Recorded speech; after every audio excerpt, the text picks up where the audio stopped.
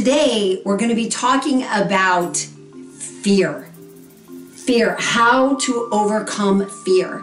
And I thought of this morning when I was leaving church. I ended up having two conversations, and both are battling just in a great way. They're battling cancer.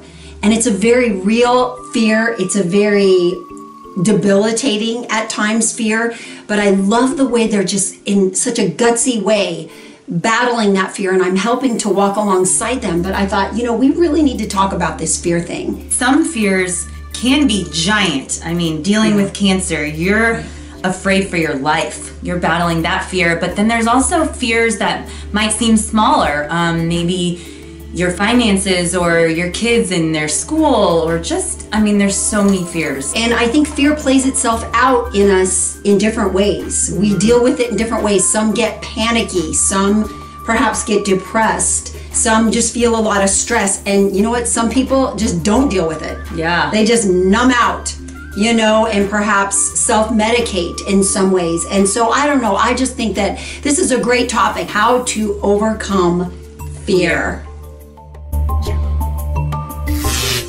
I haven't personally battled cancer, but I have battled some really significant big things in my life that I thought might just pull me down. I struggled from an eating disorder, which I overcame. I didn't know if I would ever be free from it, and I have been free, but that fear in the midst of it was so real and so great. I've struggled in marriage struggles that just about crushed my heart. I've struggled raising a prodigal that I wasn't sure would come home, that I wasn't sure at some points would even live.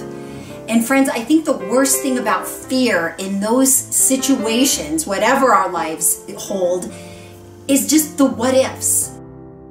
We constantly just seem to focus and get stuck on the what ifs. What if things don't ever get better? What if things don't ever change? I had to take charge of the what ifs in my life. Wherever there was a what if, I had to say, well, God will. What if God will? What if this happens? Well, God will. One of the most powerful lessons I've learned in fear really was taught to me by my oldest daughter, Brooke. And her biggest fear was that no man would ever love her. No man would ever want her as a bride, as a wife. And just recently, she was engaged to get married, such a joyous time in our family. And she was out visiting, and she left this on my desk. It's a box. Inside this and on the outside of it, it's all her fears. She wrote in this box and on it all the fears she had about perhaps never having a man that would ever love her. Inside this box was a specific note that she wrote to God, along with a little miniature wedding dress. And as I read this and I read over her fear, I just thought, how precious is it that she took the fear out of her heart and put it in this box. She put it in this box, and she kept this box on a shelf, and she looked at it. And now we celebrate as we see how God has just overcome this fear. Instead of this fear holding on to her, she took it out, she put it in a box, and she turned it to prayer. That was powerful, and a powerful way to deal with fear. And then there's also fear of the past. Maybe it's being afraid to repeat old mistakes, or being labeled. Also, being defined by the person you used to be versus who you are today. And this is something I still struggle with. I still struggle with that stigma of being divorced at such a young age and with 2 little kids. I've had to learn to grow from my past and not stay stuck in it. So if that's something you're struggling with, the fears of your past, shame, regret, whatever it is, just remember that God has a new hope for you and a new future. I'm going to recommend what I call a fear bottle, or really a tear bottle. One of the Psalms in the Bible talks about the fact that God knows our fears and that He collects every tear that we cry in a bottle. And so I've sort of taken that literally, and I grabbed this bottle from my grandmother's home, and I have put sticky notes inside this bottle that have really reflected what I'm afraid of, What causes me to panic? What causes me to cry? And I've put them inside this bottle, and then I just love the fact that I just can put this top on it and know that anything I'm afraid of, God walks right alongside me with. I like to put my fears and my tears in a bottle. I'm going to recommend this awesome book. It's called Facing Fear by Kristen Ditchfield.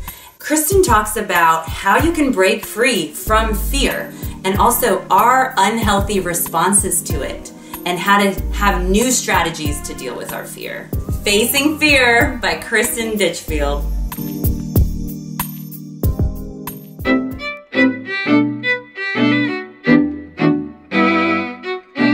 Friends, do you know that God Himself says that we do not have to stay stuck in these cycles, in just that spin cycle of fear? God says this in the Bible, do not fear, for I am with you. Do not anxiously look about you, for I am your God. I will strengthen you. Surely I will help you. Surely I will uphold you with my righteous right hand. God Himself is saying to us, you don't need to be afraid.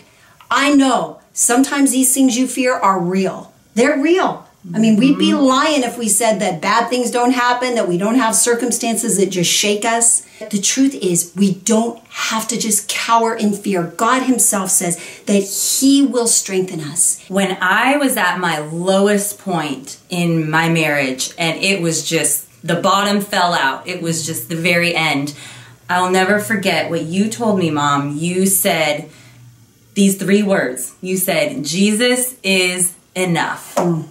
That's it. Jesus is enough. And it was like looking into the future. If my marriage survives, if it doesn't survive, whatever happens, Jesus is enough. He will strengthen me. He alone is going to lift me up and help me. And friends, we're not belittling the effect fear has on our life. We know it's real. We've struggled. We have grappled with fear ourselves. If you find yourself really struggling or battling fear today, friends, remember that God says you don't have to anxiously look around you. He loves you. He loves us. And He is the answer to fear.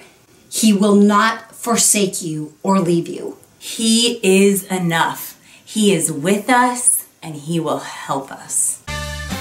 Thanks for joining us for Shine.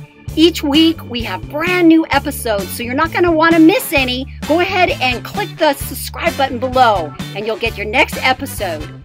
We'd love to stay connected with you, so follow us on all of our social media by clicking any of the links you see here. And if there's a topic you'd like us to cover on Shine, just leave us a comment below. Okay guys, till next week, Don't forget to shine!